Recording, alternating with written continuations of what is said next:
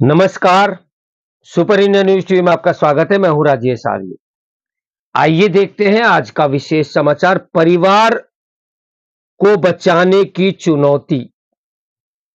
अपने देश में जो भी थोड़े बहुत पारिवारिक मूल्य बचे हैं, उनका लगातार क्षरण हो रहा है। हाल में उच्चतम न्यायालय ने परिवारों के टूटने और उनके स्वरूप बदलने पर गहरी चिंता प्रकट की। अदालत ने कहा कि हम तो वसुन वसुंधैव कुटुंबकम में विश्वास करते हैं, लेकिन हमारे देश में पारिवारिक मूल्य खत्म होते जा रहे हैं। हमारे यहाँ माता पिता और बच्चों के बीच भी पारिवारिक मूल्य नहीं बचे हैं। वे जमीन जायदाद के झगड़ों के लिए अदालतों तक पहुंच जा रहे हैं। हमारे यहाँ वन पर्सन वन फैमिली का विचार जगह बना रहा है।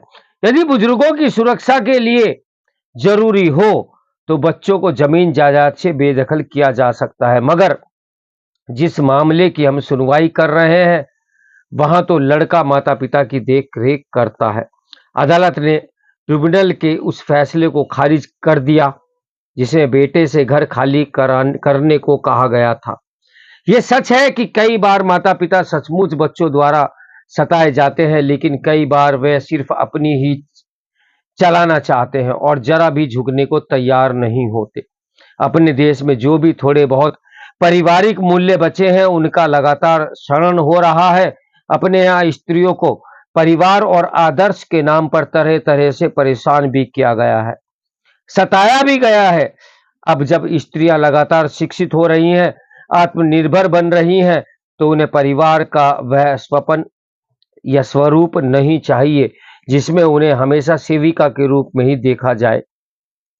ये ठीक भी है। अपने देश में परिवार का स्वरूप स्त्रियों के लिए शोषण मूलक भी रहा है, लेकिन इसका मतलब यह भी नहीं कि परिवार संस्था को एकदम से खत्म कर दिया जाए। आज भी परिवार में से बड़ी शक्ति दुनिया भर में दूसरी कोई नहीं हो सकती। तभी तो पश्चिम परिवार और पारिवारिक मूल्यों की गुहार लगा रहा है। हालांकि वहां परिवार के लोगों द्वारा देखभाल को भी केयर इकोनॉमी का नाम दिया जाता है और इसके चलते बदले पैसे देने की मांग की जाती है। भारत में भी ऐसी मांग उठती रही है। अपने देश में ऐसा संयुक्त परिवार तो शायद बहुत ही कम बचे होंगे, जहां दादा दादी, माता पिता, चाचा ताऊ, उनके बाल बच्चे सब इकट्ठे रहते हो। अब तो परिवार का मतलब पति पत्नी है और बच्चे ही रह गए हैं। दशकों से एकल परिवारों को आदर्श बताया जाता रहा। आपको शायद याद हो कि हमारे यहाँ परिवार नियोजन के विज्ञापन कहते थे कि हम दो हमारे दो। यदि आज परिवारों के ढांचों पर नजर डालें तो आमतौर पर मध्य वर्ग के परिवारों में एक बच्चे का चलन बढ़ा है, चाहे लड़का हो या लड़की, सिर्फ एक बच्चा। इसके कारण आर्थिक और सामाजिक भी है। मध्य वर्ग की अधिकांश महिलाएं नौकरी करती हैं, वह न अधिक बच्चों को जन्म दे सकती है और न ही उनके पालन पोषण को ठीक से कर सकती है। शिक्षा के लगातार महंगे होने के खर्चे को कैसे उठाए जा सकते हैं। हालांकि चीन की एक बच्चा नीति के दुष्परिणाम भी हमने देखे ही हैं। ऐसे में यदि एक बच्चा है तो उसकी पीढ़ी कैसी होगी?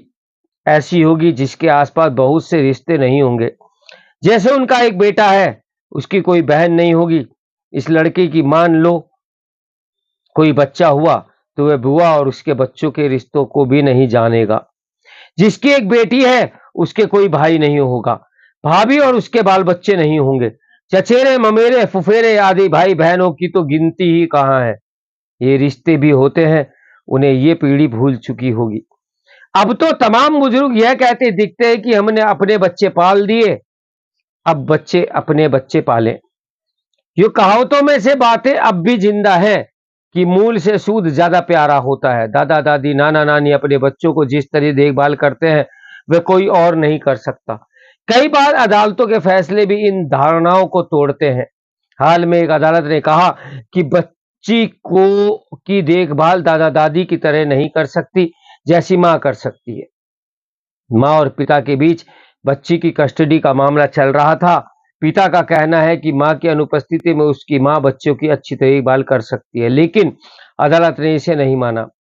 जबकि पश्चिम में माना जा रहा है कि केवल माता-पिता ही नहीं, दादा-दादी भी बच्चों की अच्छी देखभाल कर सकते हैं। पिछले दिनों स्वीडन में एक नया कानून बनाया गया है, जिसमें दादा-दादी को भी अपने बच्चों के बच्चों को देखभाल के लिए 3 महीने की पेरेंटिंग लीव मिल सकेगी। यानी वहां बुजुर्ग अपने नाती-पोतों को देखभाल करना चाहते हैं और माता-पिता को भी इसमें कोई आपत्ति नहीं है। पश्चिम परिवार की तरफ दौड़ रहा है। वहां के नेता अपने-अपने देश में बच्चों के विकास के लिए परिवारों को वापस लाने की बात कर रहे हैं। इसके लिए नारे दे रहे हैं और चुनाव भी जीत रहे हैं। पश्चिम ने पहले परिवार को तोड़ा। तमाम विमर्शों के जरिए स्त्री पुरुष को एक दूसरे का दुश्मन और बच्चों को बोझ की तरह बताया। कोख को स्त्री की सबसे बड़ी मजबूरी और कमजोरी कहा। अकेलेपन की बहुत गुलाबी और सुविधाओं संसाधनों से भरी तस्वीर पेश की। अब बच्चे चाहिए, परिवार चाहिए, पारिवारिक मूल्य चाहिए। पहले नकारात्मक विचारों के डायनामाइट लगाकर अच्छे मूल्यों को नष्ट किया। अब सब कुछ पुराना चाहिए, लेकिन पुराना उस तरह से कभी नहीं लौटता जिसके हमने स्वप्न देखे होते हैं। यह ट्रेजेडी या कॉमेडी ही बन सकता है। इससे पहले कि अपने यहाँ परिवार पश्चिम की राह चले, उन्हें बचाने की बहुत बड़ी जरूरत है। तो मेरे साथ बने रहें सुपर इंडिया न्यूज टीवी की ब्रेकिंग न्यूज के लिए। नमस्कार, मैं हूं राजेश आर्या।